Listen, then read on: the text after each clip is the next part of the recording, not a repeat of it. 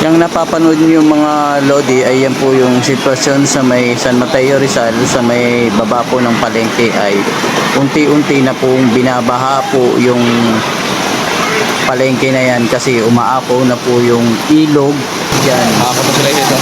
May dulo po. Kaya yung mga tao po yan, kung inyong makikita po ay talagang nilahakot po nila unti-unti yung kanilang mga paninda. At ito po makikita po natin yung mga kapulisan BGMP ay isa-isa po nilang hinahakot yung mga nakakulong doon sa baba.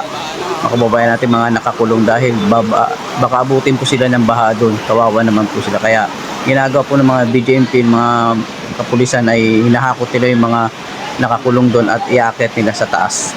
Ililipat nila sigurado sa may school kasi kawawa naman sila pagka naanod sila o na sa baha. Ayan po, sitwasyon po yan dito sa may palengke po na San Mateo, sa may baba po yan sitwasyon po. Bala ko po sana kanina muli kasi nakita ko yung baha ay hindi na ako na malengke,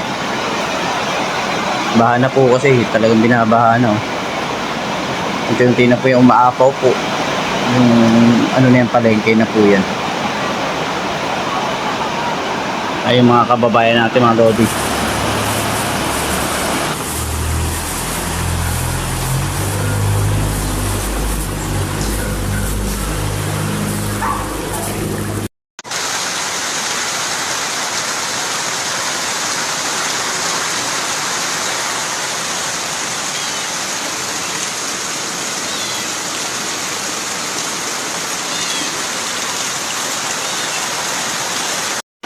Ito naman guys, nakikita nyo ay sa part ng Marikina, ito sa may highway mismo, sa may Sumulong Highway.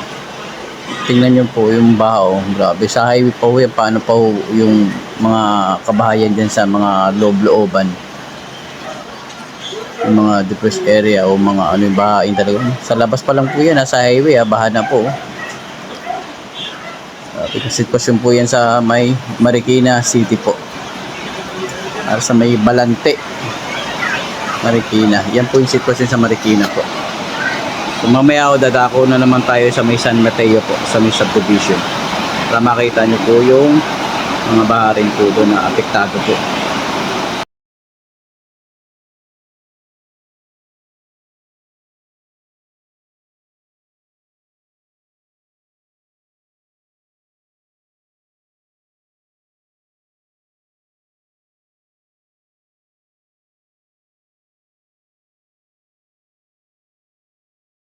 Ito naman mga Lodi ay ito yung sa may subdivision ng San Mateo Rizal, sa may bandang Patiis Road, sa may Clayton Subdivision.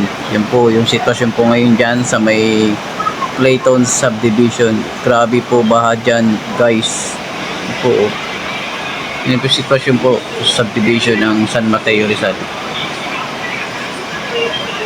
So may Clayton Subdivision po yan mga Lodi. Baha na po dyan, grabe baha po dyan mga Lodi.